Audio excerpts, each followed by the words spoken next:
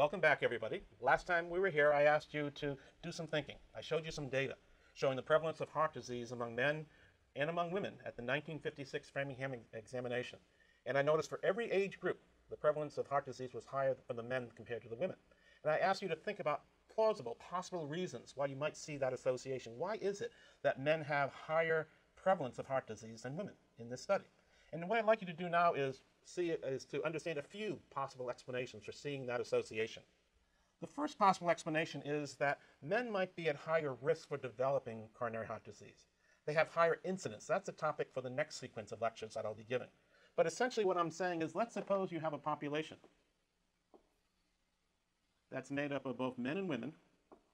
The top part of this box is representing the men in your study. The bottom part is the women. And in both situations, let's suppose some of these men and some of these women are developing coronary heart disease. These little arrows that I'm drawing now represent someone developing coronary heart disease. And let's suppose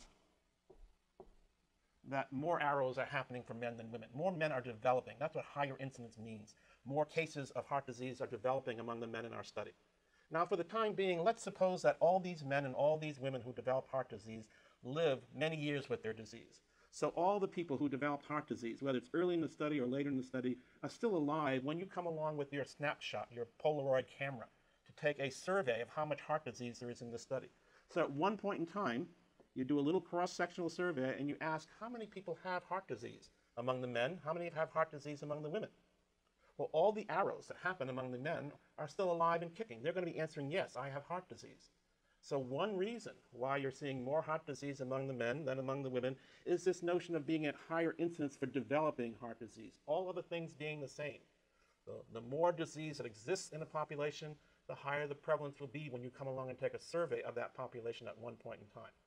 So that's one plausible explanation for men having higher prevalence. They're at higher risk for developing heart disease during the times they're being followed, during their lifetime. That's not the only explanation. Another reason might be that men live longer with their heart disease. Let's suppose we have that same population made up of men and women, but now let's suppose that the development of heart disease, the incidence of heart disease, the next topic we'll be talking about, let's suppose they're the same in both men and women, that in both the men and the women, you have the same frequency of new cases of heart disease occurring over time. But now let's suppose the men survive their heart attacks. They live through the heart attacks. So when I come along with my survey and take a picture of how much heart disease exists in that population, realize it's only being measured among people who are alive at that time. Now, if all these women develop heart disease and died soon after they developed the heart disease, when I come along with my little survey at one point in time, among the men, I'm going to pick up the cases of heart disease that developed a month ago, a year ago, 2 years ago, because those men are still alive. They have long duration of disease. But among the women, if people do not survive, if women do not survive with their heart disease, the only cases of heart disease I'm going to be picking up are those recently developed cases. The ones that developed in the past, unfortunately, have died. They're no longer alive and kicking when I come along and take my survey. So another reason you might see higher prevalence of disease in one population than another has nothing to do with the risk or the incidence of developing disease. Men and women might have the same chances of developing disease, the same likelihood of developing disease, but if men live with their disease longer, they're going to have higher prevalence. So that's a second possible explanation for why the prevalence might be higher for men than women. And unfortunately, there are even more possible explanations beyond just having higher incidence or having higher duration. In the previous session, I said that we epidemiologists measure associations, and we hope those associations represent the true causal effect of, say, a risk factor on an outcome. And I said at that time, before we can conclude that the association we see in the data represents truth, we have to exclude alternative explanations that could explain why one population has more disease than another. And I said the three possible alternative explanations were bias, confounding, or chance.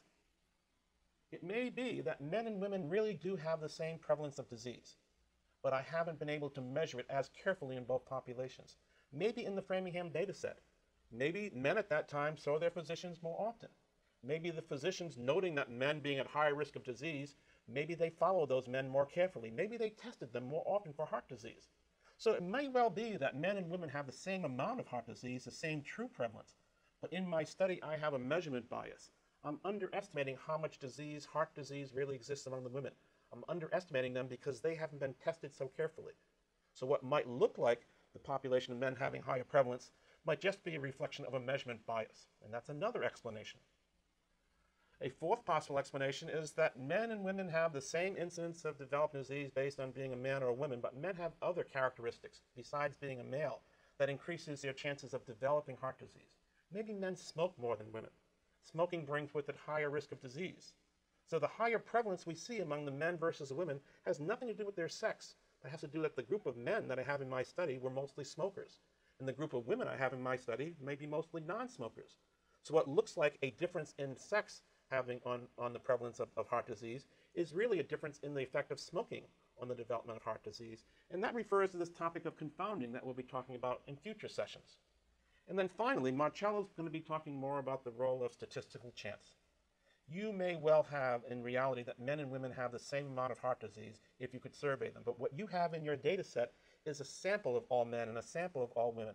And because of sampling variability, something he's going to be talking about, just by chance alone, you might see a higher prevalence in one group of people than another group of people, just due to the types of people who were enrolled in your study when you selected a group of men and a group of women to be in your study. So in reality, there are many plausible explanations that could explain why the prevalence is higher among men than among women in this study. And your challenge as epidemiologists is to try to rule out ones that are going to be unlikely, to come up with what you think is the most likely explanation for why there's more disease among men than among women. Now, unfortunately, there's another problem that might happen in some studies. Not this study, we're talking about men and women, but another problem with dealing with prevalence data that I'll talk about in a future session after this.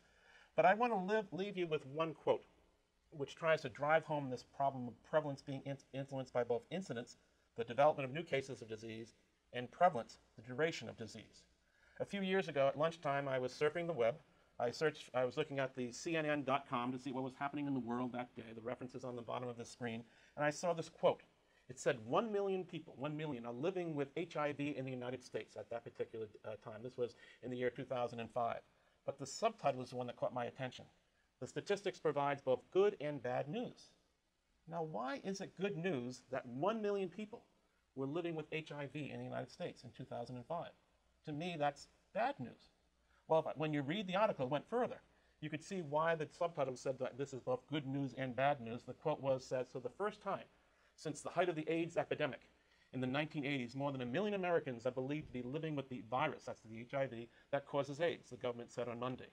This is the quote I'd like you to go home with. The latest estimate is both good news and bad news, reflecting the success of the drugs in keeping more people alive. The duration was increasing. So when you measured the prevalence of HIV, you were catching people alive in 2005 who had contracted HIV in the previous year and also the previous years before that. People diagnosed with that virus many years in the past were still alive in 2005 to be counted in the numerator of the prevalence calculation. That's the good news. The duration was increasing. The bad news was the incidence was also still increasing. There were two reasons why the prevalence was high, more than 1 million people at that way. Higher incidence of developing the condition HIV, contracting the virus, that's the bad news, and longer duration, that's the good news. So keep that in mind whenever you're measuring prevalence data, that there are many determinants that could influence why one population might have a higher prevalence of disease than another population, and incidence and duration are those two major components I want you to keep in mind.